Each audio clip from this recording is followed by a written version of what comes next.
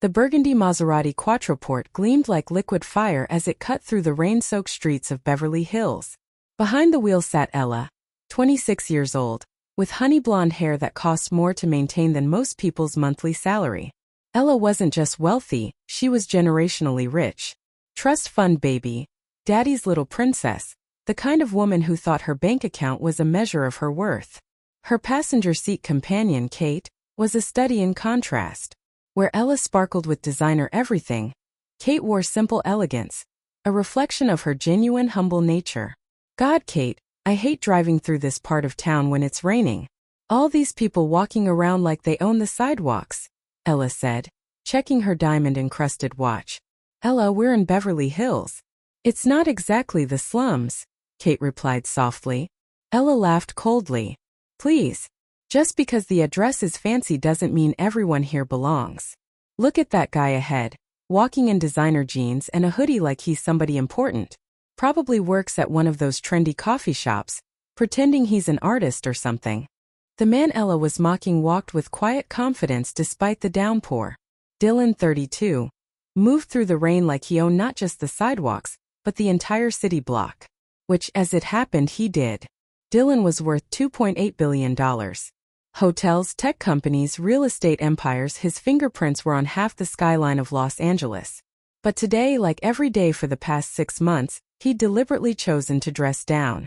Faded jeans, simple gray hoodie, worn sneakers. He was conducting an experiment of the heart. You see, Dylan had a problem that money couldn't solve. Every woman who approached him saw dollar signs before they saw his soul. So he'd started this test. Dress like an ordinary guy, meet women as just Dylan, not Dylan the billionaire. He was searching for something real, something authentic. Something money couldn't buy. He had no idea he was about to find it in the most unexpected way.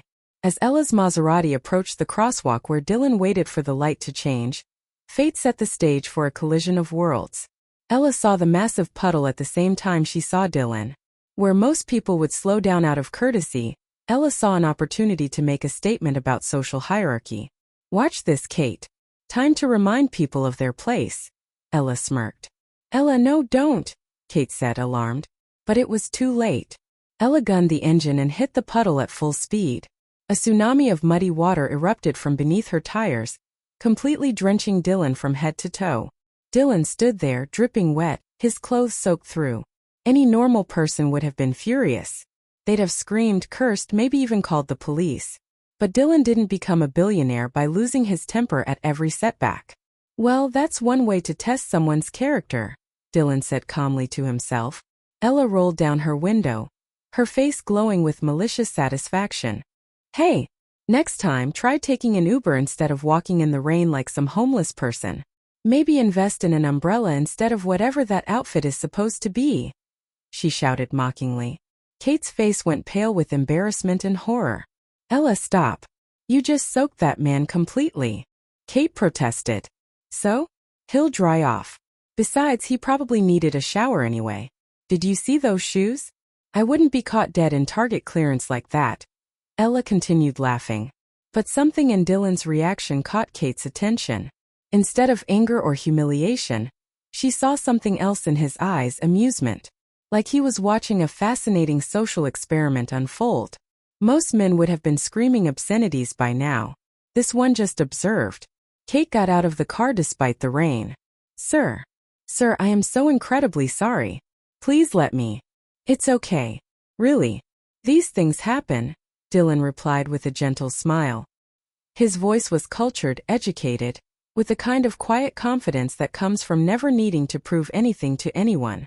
Kate noticed immediately. No, it's not okay. My friend, she was completely out of line. Here, please take this. Kate pulled off her own jacket, a simple but elegant coat that she clearly treasured, and offered it to Dylan. I can't take your jacket. You'll get soaked, Dylan said, surprised by the genuine kindness. I insist. It's the least I can do. I'm Kate, by the way. Kate. Dylan. Dylan Smith, he replied, accepting the coat and studying her face. Even soaking wet and being mocked, Dylan found himself using a fake last name out of habit. But as he looked into Kate's eyes, genuinely concerned, authentically kind, he felt something shift inside his chest. Ella honked the horn impatiently. Kate, get back in the car. You're making us late and frankly, I'm embarrassed to be associated with this charity work. That encounter should have been the end of it. A rude rich girl, a kind friend, a soaked stranger. But Dylan didn't become successful by ignoring opportunities when they presented themselves. Over the next few days, Dylan found himself thinking about Kate. Not Ella, her cruelty had been instantly forgettable. But Kate's immediate compassion, her willingness to stand up to her friend, the way she'd given up her own comfort for a stranger, that was rare. So Dylan did what any curious billionaire would do. He had his people find out everything about Kate. What he discovered only intrigued him more. Kate was 24, worked as a kindergarten teacher at a public school in Burbank. She volunteered at animal shelters on weekends, sent half her paycheck to help her elderly mother in Oregon, and had never been on a vacation that cost more than $500. She was also Ella's roommate and had been her best friend since college, a friendship that was clearly one-sided, with Kate constantly making excuses for Ella's behavior. Dylan made a decision. If Kate was as genuine as she seemed, she deserved to be tested too. But his test would be different from Ella's cruelty. His would be about discovering if kindness could bloom into something deeper. 3 days after the puddle incident, Kate was leaving Roosevelt Elementary School when she literally bumped into a familiar figure. Kate? It's Dylan from the other day. Kate brightened immediately. Dylan, how are you? I've been feeling terrible about what happened. Did you catch a cold? Are your clothes ruined? Dylan was struck again by her immediate concern for his well-being. When was the last time someone had worried about him catching cold? I'm fine, really. Actually, I was hoping I'd run into you. I never got the chance to properly thank you for the jacket and the kindness. You don't need to thank me for basic human decency, Kate replied. Basic human decency? Dylan almost laughed. In his world of corporate sharks and gold diggers, basic human decency was rarer than platinum. Can I buy you coffee? As a thank you. Kate hesitated. I should probably get home. Ella's expecting me, and she's still pretty upset about the other day. Upset? About what? Kate sighed. She thinks I embarrassed her by helping you. She said it made us look desperate for attention from random men on the street. Dylan felt a flash of anger, but kept his expression neutral. Ella was revealing exactly who she was, word by toxic word. And what do you think? Dylan asked. I think treating people with respect shouldn't be something to be embarrassed about, Kate said, meeting his eyes. In that moment, Dylan, man who owned newspapers, influenced elections, and could buy small countries, knew he was falling for a kindergarten teacher who probably had less than $1,000 in her savings account. Just one coffee, Kate. I promise I'm not random. Something in his tone made her look at him more carefully. There was a depth there, a quiet certainty that suggested Dylan Smith was much more than he appeared to be. That coffee turned into 3 hours at a small cafe near the school.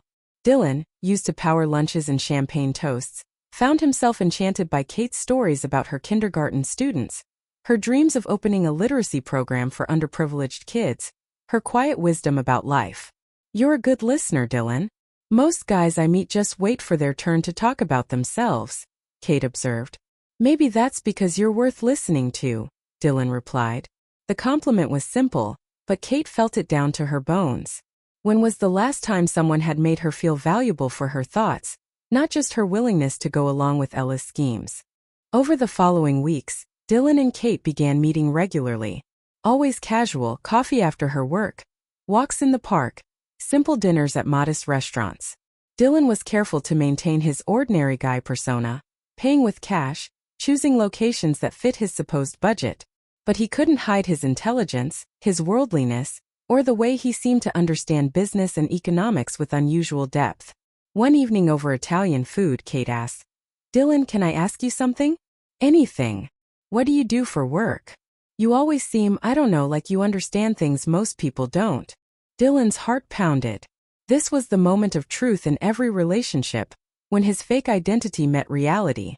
I work in consulting, business consulting, helping companies with strategic decisions, he said carefully. It wasn't entirely a lie. He did make strategic decisions just for companies he owned rather than consulted for. That must be rewarding. helping people solve their problems. If only she knew the kinds of problems he solved involved billion-dollar mergers and international trade agreements. Meanwhile, Ella had noticed Kate's improved mood and new glow. "You've been awfully happy lately, Kate. And you're never home anymore. Please tell me you're not still thinking about that homeless-looking guy from the rain incident," Ella said suspiciously. "His name is Dylan, and he's not homeless. He's actually incredibly intelligent and kind," Kate replied defensively. "Kind doesn't pay rent, Kate.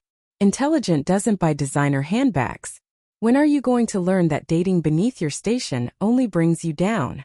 "Beneath my station? Ella, I'm a teacher. I make $35,000 a year. I don't have a station. You have me as a friend. That automatically elevates you. But if you keep associating with losers, people will think less of both of us." Kate felt something crack inside her chest. For the first time in their 8-year friendship, she saw Ella's words for what they really were: cruel, shallow, and designed to keep Kate small. The turning point came on a Saturday evening 6 weeks after the puddle incident. Dylan had finally worked up the courage to tell Kate the truth about who he was. He'd planned the perfect evening, nothing too extravagant that would scare her away, but special enough to mark the occasion. He'd booked a table at Chez Laurent, a modest French bistro that was elegant but not intimidating. He'd practiced his speech dozens of times. He was ready to lay his heart bare. But Kate never showed up. Because 3 hours earlier, Ella had received the shock of her life. She'd been getting her nails done at her usual upscale salon when she overheard 2 women at the next station talking. "Did you see that article in Forbes about Dylan Brooks? Apparently, he's been spotted around town dressed like a regular guy. Some kind of social experiment," one woman said. "Dylan Brooks? The billionaire? Why would he dress down?" the other replied. "The article said he's looking for genuine love. Tired of gold diggers, wants to find someone who'll love him for who he is, not his bank account." Ella's blood turned to ice as the description continued. Early 30s, tall, dark hair, recently seen in the Beverly Hills area. "Oh my God, the guy in the rain. The guy Kate's been seeing," Ella whispered to herself, horrified. Ella raced home and burst into their apartment, where Kate was getting ready for her date with Dylan. Kate, you have to listen to me. That guy you've been seeing, Dylan Smith or whatever he told you his name was, I know who he really is." "What are you talking about?" Kate asked, confused. "He's Dylan Brooks. Dylan Brooks, the billionaire. He's worth nearly $3 billion, Kate. Oh God, I soaked him with my car." Kate stood frozen, her simple black dress suddenly feeling inadequate. "That's impossible. Dylan's a consultant. He's just a normal guy." Ella was frantic, pulling up articles on her phone. Look at these photos. It's him, Kate. It's definitely him." Kate stared at the images on Ella's phone. Dylan in expensive suits at charity galas. Dylan shaking hands with politicians and celebrities. Dylan Brooks, one of the youngest billionaires in America. "He lied to me," Kate whispered. "Kate, don't you see what this means? He was testing you. And you passed. You could marry him. You could be a billionaire's wife." But Kate wasn't hearing opportunity. She was hearing betrayal. For 6 weeks, she'd been falling in love with Dylan Smith, the modest consultant. Now she discovered he'd been Dylan Brooks, the billionaire, the entire time. I need to think." "Think? Kate, this is the lottery. This is winning the jackpot. You have to go to that dinner tonight." But Kate was already taking off her dress, her heart breaking with every breath. "I can't face him, Ella. He lied about everything.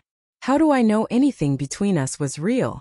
While Kate locked herself in her room, crying over what felt like the death of something beautiful, Ella was having the revelation of her lifetime. She'd humiliated a billionaire. She'd mocked one of the richest men in America. But more importantly, she'd lost him to her nobody roommate. Ella stared at herself in the mirror, her mind racing. Kate was too emotional, too hurt to see the opportunity. But Ella saw it clear as crystal. He wanted to find genuine love? Someone who cares about character over money? I can be that person. I can be exactly what he's looking for, Ella said to her reflection. Ella spent an hour crafting the perfect outfit. Designer clothes that looked expensive but not flashy. Makeup that suggested natural beauty. hair styled to appear effortless. She practiced expressions of humility in the mirror. Then she drove to Chez Laurent, where Dylan sat alone at a table for two, checking his watch and wondering if Kate had gotten cold feet about their relationship. "Ella," Dylan said, looking up as she approached. "Dylan, I need to talk to you. About Kate, about everything," Ella said with practiced vulnerability. Dylan's expression hardened. The last person he wanted to see tonight was the woman who'd humiliated him and shown her true colors so clearly. "Where's Kate?" Ella sat uninvited. "She's struggling with some things she learned about you today." "Dylan, I know who you really are." Dylan's jaw tightened. His worst fear, being discovered before he was ready to reveal himself. "I see. I want you to know that I deeply, deeply regret how I treated you that day. I was going through a difficult time and I took it out on an innocent person. It was inexcusable." The apology was smooth, practiced, perfectly delivered. But Dylan hadn't built an empire by being fooled by polished presentations. "And Kate? How does she feel about who I am?" Ella replied with calculated sadness. "She's hurt that you lied to her. She feels like your entire relationship was built on deception. She doesn't think she can trust you anymore." Each word was a knife in Dylan's chest, but Ella continued with surgical precision. "But Dylan, I understand why you did it. You were looking for someone genuine. Someone who would love you for who you are inside." "I get that now." "Do you?" Dylan asked coldly. "Yes. And I want you to know that day in the rain it changed me. Seeing Kate's kindness, witnessing your grace under pressure, it made me realize how shallow I'd become. How cruel." Ella leaned forward, her eyes glistening with manufactured tears. "I've spent these past weeks thinking about the kind of person I want to be. The kind of woman who deserves a man like you. Dylan, I think we both know that sometimes the worst moments in our lives can become the catalysts for becoming our best selves." Dylan listened to Ella's performance with the detached interest of a man who'd heard every sales pitch, every manipulation tactic, every false promise in the book. She was good, very good. But she'd made one crucial mistake. She'd underestimated him. Dylan stood up. "Ella, that was quite a speech. But there's one problem with your story. I never told Kate I was taking her to dinner tonight. So how exactly did she learn who I really am?" Ella's face went white. In her eagerness to seize the opportunity, she'd revealed her own betrayal. "You found out who I was, didn't you? And instead of letting me tell Kate myself, you sabotaged our relationship so you could swoop in and play the reformed woman." "Dylan, that's not—" "I would never," Ella stammered. "You would. You did. The same selfishness that made you splash water on a stranger made you destroy your best friend's happiness for your own gain." Dylan's voice was quiet, but it carried the weight of absolute authority. "Ella, I've spent the last 6 weeks falling in love with a woman who gave me her jacket in the rain. A woman who worried about a stranger catching cold. A woman who sees value in people regardless of their bank account." He leaned closer, his eyes boring into Ella's soul. "You are the opposite of everything I'm looking for. Your apology isn't genuine, it's strategic. Your tears aren't real, they're calculated. And your friendship with Kate isn't based on love. It's based on what she can do for you. Dylan, please, I can change. I can be better." Ella said desperately. "People don't change their fundamental character, Ella. They just get better at hiding it. You showed me who you really are in that car 6 weeks ago. Everything since then has been an act." Dylan stood up, dropping a $100 bill on the table. "Enjoy your dinner, Ella. It's the closest you'll ever get to my money." Dylan drove through the rain to Kate's apartment, his heart pounding with the fear that he'd lost the only woman who'd ever loved him for who he truly was inside. He found Kate sitting on the steps outside her building, still in her pajamas, tears streaming down her face. "Kate," Kate said, looking up as he approached. "Kate, please let me explain. You lied to me. For 6 weeks you lied about everything." "Not everything. My feelings for you, those were the most honest thing in my life." Dylan sat down on the wet steps, not caring about his expensive clothes. "Kate, I've been rich my entire life. Every woman I've ever dated has seen dollar signs before she's seen me. They laugh at my jokes because I can buy them jewelry. They tell me I'm handsome because I can take them to Paris for the weekend. So you decided to lie to me instead?" Kate asked softly. "I decided to give you the chance to know me. The real me. Not my bank account, not my companies, not my reputation. Just Dylan. Kate looked at him through her tears. But you don't trust me. You thought I was just like all the others. No, Kate. I thought you were different from the beginning. That's why I was so scared to tell you the truth.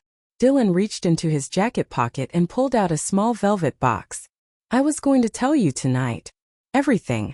I was going to ask you to marry me, not as Dylan Brooks the billionaire, but as the man who fell in love with a kindergarten teacher who gave a stranger her jacket in the rain. Kate gasped. Dylan. I don't care if you can't forgive me for the deception. I don't care if you never want to see me again. But I need you to know that every moment we spent together, every conversation, every laugh, every time I told you that you were beautiful, all of it was real. More real than anything in my life has ever been. Kate stared at the ring box, then up at Dylan's face, seeing the vulnerability there, the fear, the desperate hope. Ella told me you were conducting some kind of experiment, testing women to see if they were gold diggers. I was. But Kate, you passed that test in the first 30 seconds when you got out of the car in the rain to apologize for something you didn't do. Everything after that was just me falling deeper in love with who you are. Kate was quiet for a long moment, processing everything. You really thought I might be different? I knew you were different. That's what terrified me. 6 months later, the Beverly Hills Gazette ran a story that became the most talked about wedding of the year. Dylan Brooks, billionaire philanthropist, married Kate, elementary school teacher, in a ceremony that perfectly reflected both of their values. The reception was held at Dylan's estate, but instead of an exclusive affair for the wealthy elite, the couple had invited Kate's students, Dylan's employees from every level of his companies, and representatives from the charities they both supported. Ella was not invited. She learned about the wedding the same way everyone else did, from social media posts and news articles. She sat in her apartment, alone, staring at photos of Kate in a stunning but understated wedding dress, glowing with happiness as she danced with her billionaire husband. The irony was inescapable. Ella had always believed that money was the key to happiness, that wealthy men were the ultimate prize. But watching Kate's radiant joy, she realized that her former roommate hadn't won the lottery. She'd won something far more valuable. She'd won genuine love. In the months following the wedding, Ella watched from afar as Dylan and Kate became one of philanthropy's most powerful couples. They opened literacy centers in underserved communities. They funded scholarships for teachers. They used Dylan's wealth to amplify Kate's compassion, creating programs that helped thousands of people. Ella tried dating other wealthy men, but the magic was gone. Every interaction felt hollow, every relationship transactional. She'd had her chance at something real, and she'd thrown it away for the sake of preserving her image. Meanwhile, Kate and Dylan's love story became the stuff of legend. Dylan finally had someone who loved him for his mind, his humor, his kindness. Kate had found a partner who valued her intelligence, supported her dreams, and shared her desire to make the world better. But the most beautiful part of their story wasn't the fairy tale ending. It was the way they both remained exactly who they'd always been at their cores. Dylan still wore simple clothes when he wasn't working. Kate still taught kindergarten, though she now also ran the educational foundation they'd started together. Money hadn't changed their values, it had simply given them the power to act on them in bigger ways. 1 year after the wedding, Kate was volunteering at a homeless shelter when she saw a familiar figure across the room. Ella, serving soup to the dinner line, looking tired but somehow lighter than Kate had seen her in years. After the dinner service, the two women finally spoke. Kate, I wasn't sure you'd want to see me, Ella said. I wasn't sure either. But I'm glad I did. You look different. I am different. Losing you, losing the chance at happiness I threw away, it forced me to look at who I really was. And I didn't like what I saw. Ella's voice was quiet, genuinely humble for perhaps the first time in her life. I've been volunteering here for 6 months now, working with people who have nothing but still find ways to be kind to each other. It's taught me things I never learned in all my years of privilege. Like what? Kate asked. That character isn't something you can buy. That respect is earned through actions, not inherited through bank accounts. That the richest person in the room isn't always the one with the most money. Kate felt a familiar stirring of compassion, the same feeling that had made her get out of the car in the rain all those months ago. Ella, Would you like to have coffee sometime? Really talk. Ella's eyes filled with tears, real ones this time. I'd like that. But Kate, I need you to know I don't expect forgiveness. I don't expect friendship. I just want you to know that your example, even after everything I did to you, it saved me from becoming someone I couldn't live with. And in that moment, Kate understood something profound about the ripple effects of kindness. Her choice to show compassion to a stranger in the rain hadn't just changed her own life. It had eventually changed Ella's too. Because sometimes the greatest victory isn't winning the prize for yourself. Sometimes it's showing others that there's a better way to be human. The next time you see someone who looks ordinary, remember Dylan Brooks. The next time you're tempted to judge someone by their appearance, remember Kate. And the next time you want to treat someone with cruelty just because you can, remember Ella, and the fortune she lost because she couldn't see past the surface. In a world obsessed with appearances, bank accounts, and social status, the greatest riches are still the ones that can't be bought. Kindness, humility, and the wisdom to see the gold in people's hearts rather than their wallets. Because you never know, the person you're dismissing today might be the one who could change your life tomorrow. If only you knew. If you were truly inspired by this story, kindly like and subscribe to our channel.